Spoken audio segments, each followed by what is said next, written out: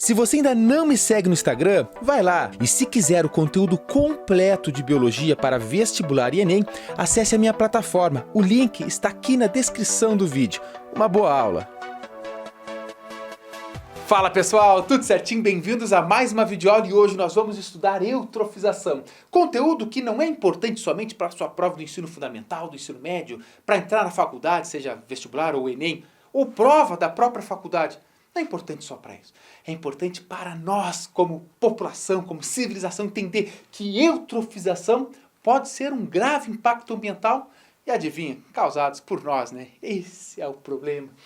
A gente tem que pensar em viver, mas viver usufruindo, obviamente, nós somos mais uma espécie de todos os benefícios, as coisas lindas da natureza, mas devemos entender que usufruir dos benefícios da natureza deve ser com responsabilidade para que a gente possa diminuir os nossos impactos. Então é importante, o conhecimento é o que nos liberta, é o que faz a gente entender o que a gente está indo para o caminho certo ou está indo para o colapso, para o caminho errado. Então o que é eutrofização? Aqui tem um geralzão, vou explicar para vocês, e aqui é o processo resumido. Você pode tirar um print aqui da aula, tirar uma foto dela, né? Eu fico abaixado aqui, no início da aula, você viu? Ali, né, dá uma pausa, copia, agora você presta somente atenção. Aqui tem todos os passos detalhados de como acontece principalmente este processo. Certo? Então o que é a eutrofização? Quando é que ela ocorre? Porque a eutrofização não é assim, o rio não está eutrofizado, de repente, pá, eutrofizou, já era. Não, é um processo com algumas etapas que passa. Obviamente, de acordo com a temperatura ou com a quantidade de matéria orgânica ou de fertilizantes que cai naquele rio ou naquele lago, pode ser que seja num tempo muito menor ou num tempo muito maior. Mas entenda que a eutrofização é um processo, beleza? Agora, quando a gente fala assim, esse rio eutrofizou, já era. Pô, o que aconteceu lá? Tá verdinho, lindo. Tu fala, tá coisa bonita esse rio, tá eutrofizado. Não, provavelmente já tá sem gás oxigênio e lá todos os organismos aeróbios, ou seja, daqueles que dependem do gás oxigênio, já morreram também. Então é um grande impacto ambiental.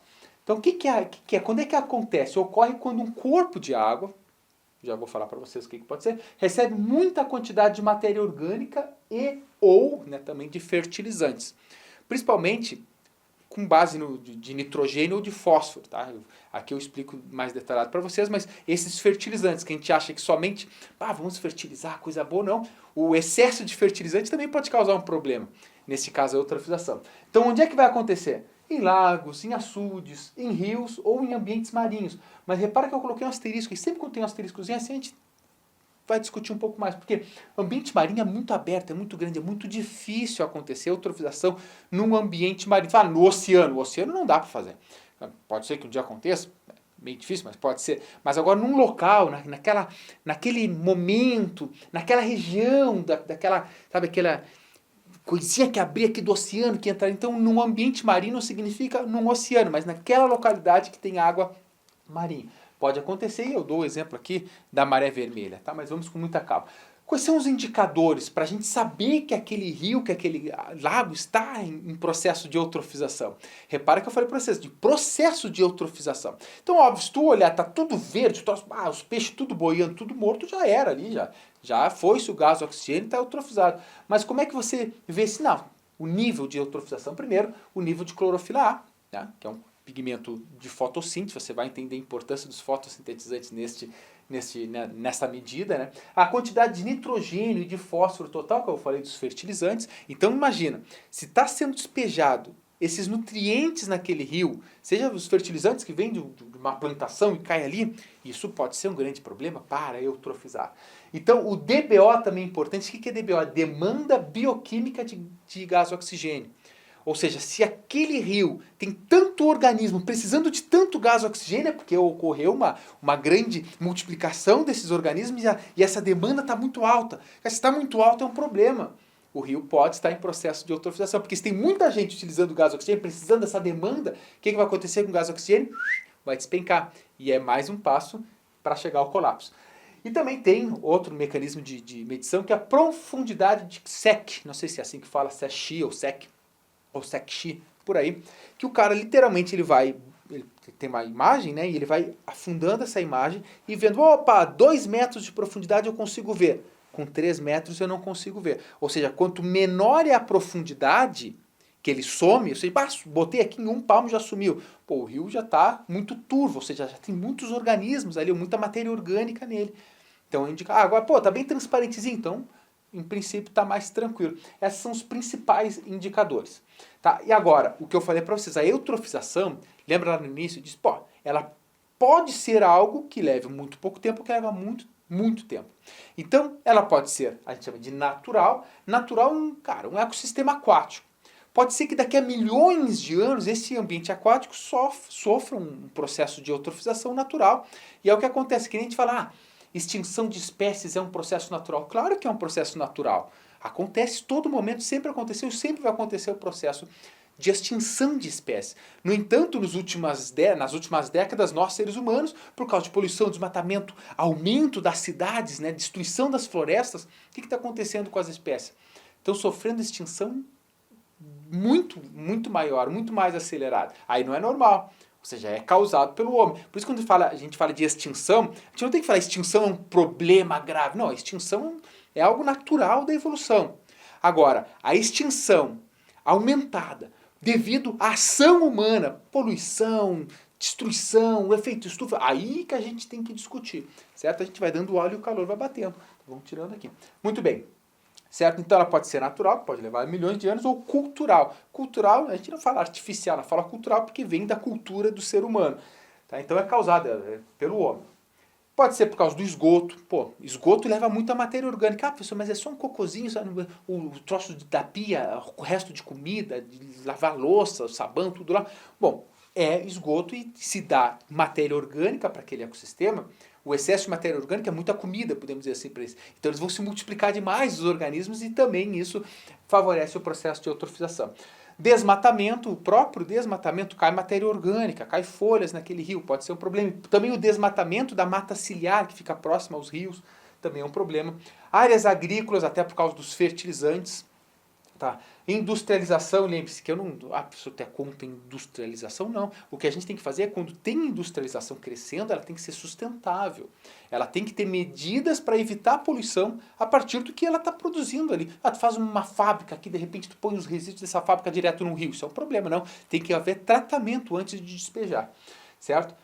Aumento das cidades pode ser um grande problema, porque tu aumenta a cidade, tu promove o desmatamento, tem mais pessoas, mais resíduos que vão para o esgoto afora. Então, está tudo interligado aqui, obviamente, adubos e pesticidas também. Então, isso aqui são alguns dos mecanismos culturais, ou seja, da nossa espécie, que gera a eutrofização.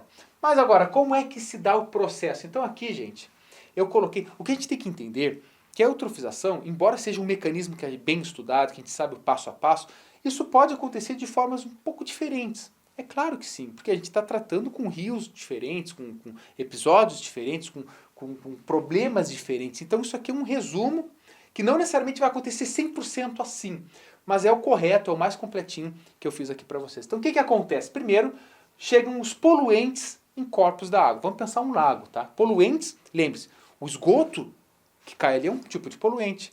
Fertilizantes sendo despejados ali, mas é fertilizante, é poluente. Então, poluente é tudo aquilo que pode causar um desequilíbrio naquele ambiente. Estamos falando de um ambiente aquático, certo? Então, chegou lá. Aumento dos nutrientes, de matéria orgânica, que vem dos esgotos, também de nutrientes como principais, principalmente com base no nitrogênio e no fósforo. Então, composto com base em nitrogênio e com base em fósforo. E isso vai gerar um aumento muito grande de algas. Porque, cara, fala, imagina só, tu é uma alguinha lá, tá feliz da vida, fazendo tua fotossíntese, até microscópica, tá? Unicelular. Tá fazendo a tua fotossíntese. Pá, agora tá cheio de comida, cheio de nutrientes. O que tu vai fazer? Tu vai começar a multiplicar, tá feliz da vida. Vou me dividir em duas, vou multiplicar, filhos e filhos e filhos. Aí, o que acontece? Elas se multiplicam muito rápido. E ao mesmo tempo elas têm uma vida muito curta. Então estão se multiplicando muito e estão morrendo muito. Se estão morrendo muito, tem muita célula, ou seja, muita matéria orgânica agora. Ou seja, além do esgoto que chegou lá, dos fertilizantes, que geraram o grande aumento dessas algas, essas algas agora passam a morrer, ao mesmo tempo que vão se reproduzindo, e a quantidade de material orgânico naquele ambiente começa a aumentar. Agora os outros organismos, opa, tá cheio de comida para mim também. Então olha só, a água começa a ficar turva, e aí que vem também a importância dessa profundidade de sexy, sei lá como eu falo isso aqui, certo? Porque daí tu tá vendo se a água tá turva. Se ela tá turva é porque tem muita matéria orgânica, certo? E também entre matéria orgânica, seres vivos que não estão... Seres vivos são orgânicos, né? Mas vivos ainda, certo? Então ela vai ficar turva e vai começar a aumentar a mortalidade. Como eu disse para vocês, essas algas que estão se multiplicando demais, elas começam agora a morrer também bastante, certo? E se a água fica turva, o que vai acontecer com uma água turva? Os organismos fotossintetizantes que estão um pouco mais abaixo já começaram aqui nesse momento a morrer também, porque a luz começa a penetrar menos, certo? Só que isso vai aumentar muito mais para frente. Então aqui está muito mais organismo morrendo, está muito mais matéria orgânica, perfeito? Aumenta agora mais ainda a matéria orgânica. Porque o que acontece? Agora essas algas estão morrendo mais, a água está ficando mais turva por causa do aumento da mortalidade e está acontecendo ainda maior aumento da matéria orgânica. Olha que louco! Agora sim, se tem tudo isso aqui acontecendo, muita matéria orgânica, muita morte, água extremamente turva, o que está acontecendo com a passagem de luz? Um comprometimento. Porque a luz bate ali, em vez de entrar 3 metros de profundidade, está entrando só 1 agora, porque ela vai batendo naquela matéria orgânica que está ali na água. O que vai acontecer agora? Problema para os fotossintetizantes que estão mais profundos. Porque imagina, aqueles que vivem a 2 metros, mas está chegando uma luzinha aqui, estou fazendo minha fotossíntese, e o gás oxigênio que eu estou liberando aqui embaixo está perfeito, está ótimo. No entanto, agora não chega a luz ali, e esses organismos começam a morrer. Morrendo esses organismos, ainda aumenta mais a quantidade de matéria orgânica. Olha que louco. Eles estão morrendo. Então, morte desses organismos. Favorece agora os decompositores aeróbios. Por que é um organismo aeróbio? Aqueles que utilizam o gás oxigênio. Então, se eles estão lá, tem gás oxigênio, porque nesse momento ainda estava tudo muito bem lá. Só que aumentou a matéria orgânica pela mortalidade desses organismos e também a falta de fotossíntese, porque agora nesse momento eles param de fazer a fotossíntese, porque a luz não está chegando nessa profundidade. Chegam esses decompositores, que ainda tem gás oxigênio, e falam, é a nossa vez. Começa a decompor essa matéria orgânica, esses organismos mortos que eles estão embaixo. Só que o que acontece? Se eles estão utilizando o gás oxigênio, e se anteriormente a isso os fotossintetizantes mais profundos estão com problema, porque a luz não está chegando, o que vai acontecer com os níveis de gás oxigênio? Vão lentamente começar a cair. Olha que maravilha. De tristeza, né? Maravilha a gente entender as coisas, mas triste é o que acontece. Então, se está acontecendo agora o gás oxigênio baixando e os organismos tentando desesperadamente ter esse gás oxigênio, seja pela decomposição da matéria orgânica que aumentou, o que vai aumentar? A DBO, que é a demanda bioquímica de gás oxigênio. Tá precisando de mais, aquele ecossistema está precisando de muito DBO. Certo? Então o que vai acontecer? Consumo do O2 disponível. Esses organismos um dia, com essa demanda gigantesca, que eles precisam do gás oxigênio para fazer essa decomposição, afinal de contas esses aqui ainda são aeróbicos, que são algumas bactérias e alguns fungos, certo? Vai despencar agora o gás oxigênio porque eles consumiram. Se diminui o gás oxigênio lá embaixo agora, e naquele rio no geral, qual é o problema de faltar gás oxigênio? Nós ali, a gente que é certo que a gente não respira embaixo d'água, mas menos de um peixe. Imagina um artrópode, um crustáceo que está lá embaixo. O que vai acontecer com ele também? Cara, cadê o gás oxigênio? Vai morrer. Então, a morte dos decompositores aeróbios, porque aqueles fungos e aquelas bactérias que estavam utilizando o gás oxigênio lá, se falta eles também vão morrer. Só que não só eles morrem, como também ocorre a morte dos organismos maiores, como os peixes. De onde é que eles vão tirar o gás oxigênio? Lá embaixo não está surgindo. As algas que põem o gás oxigênio naquele ambiente não estão dando conta. Certo? Então eles também vão morrer, peixes boiando, toneladas e toneladas de peixes boiando naqueles rios. Aí vão sobreviver quem? Os decompositores, mas os decompositores anaeróbios. Olha que interessante, os que utilizavam gás oxigênio, os aeróbios morreram. Agora sobraram só aqueles que não usam o gás oxigênio.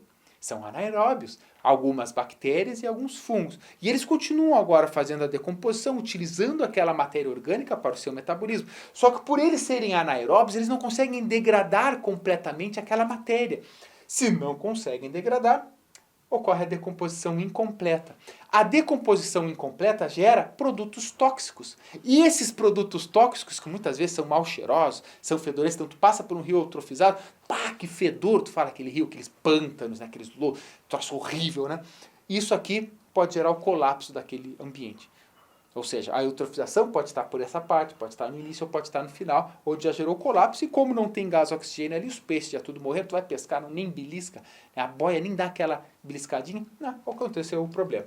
Como exemplo, isso aí é para vocês estudarem mais, ler, se informarem, mas por exemplo, a maré vermelha, que é com os dinoflagelados, isso acontece em ambiente marinho, geralmente quando tem muito esgoto caindo naquela região do oceano, com o aumento da temperatura, esses organismos se multiplicam demais, e gera essa maré vermelha, liberando produtos tóxicos, sendo problemático também para os peixes, para crustáceos ou outros organismos daquele local. Ou um grande exemplo que aconteceu, se não me engano, em 2018, foi a Lagoa Rodrigo de Freitas, aí no Rio de Janeiro, lá no Rio de Janeiro, estou em Curitiba, que eles tiraram toneladas de peixes mortos do rio porque ele eutrofizou. Olha que louco. Por que o professor eutrofizou? Bom, aí você vai entender a partir dessas questões culturais que eu falei para vocês. E se você sabe o que causa, tá, a eutrofização, você sabe como previne. Então, o tratamento de esgotos, sejam eles residenciais ou industriais, isso é importante, então tratamento. Evitar que fertilizantes caem na água, certo? A própria destino para o saneamento básico, né, para os nossos soretes, o xixi, tudo isso é importante. Então, antes de despejar o esgoto no rio, como faziam antigamente, ainda fazem em muitas cidades, né, tem que tratar. Aí você faz o tratamento, tira aquela matéria orgânica, faz todo aquele processo e aí põe a água naquele devido lugar. E é um grande problema, pessoal, não só pela biodiversidade, mas um rio, um açude, uma represa, tem uma represa que eutrofizou, é problema até para nós, porque esses produtos tóxicos depois vai ser, vou beber aquela água, não dá. Então, é importante a gente estudar isso e principalmente, gurizada, porque na nossa vida tudo é política, né? Eu falo pouco de política em aula, porque não cabe aqui, a gente quer ver conteúdo, obviamente, mas a gente tem que estudar política. Não importa se você é direita, se esquerda, centro, voto A, voto B, voto C, você tem que sempre entender, será que o carinha que está lá no poder a gente fala que é temporário, né? Porque o cara está lá para nos servir. O cara, eu digo o político, a política, está lá para nos servir não nós individual, mas nós população. Então será que essas pessoas que estão pensando em todas essas leis estão considerando o ambiente ou estão fazendo as coisas somente pela economia? Eu acredito, aí vem a minha parte pessoal, que a política pode pensar sim na economia, sem descartar a sustentabilidade. As duas coisas podem andar juntos, desde que pensadas antes. Agora não adianta, vamos primeiro destruir tudo. Puxa, agora vamos começar a fazer a política aí de preservação. Cara, vai ser um gasto muito maior para você recuperar isso e nem dá para recuperar tudo. Então, se você pensa desde o início no avanço tecnológico, junto com a sustentabilidade, anda lado a lado. É isso que a gente tem que cobrar as pessoas que estão lá. Aí vem a minha opinião. E é isso, gurizada. Espero que tenha ficado claro. É um assunto que parece muito simples, eu poderia simplificar eles para vocês em um mini resumozinho, mas eu acho que vocês merecem um conteúdo muito mais completo do que um mero resumo, certo? Aprofundem-se sempre nas discussões e na importância do estudo. Um grande beijo, um grande abraço e até o próximo vídeo.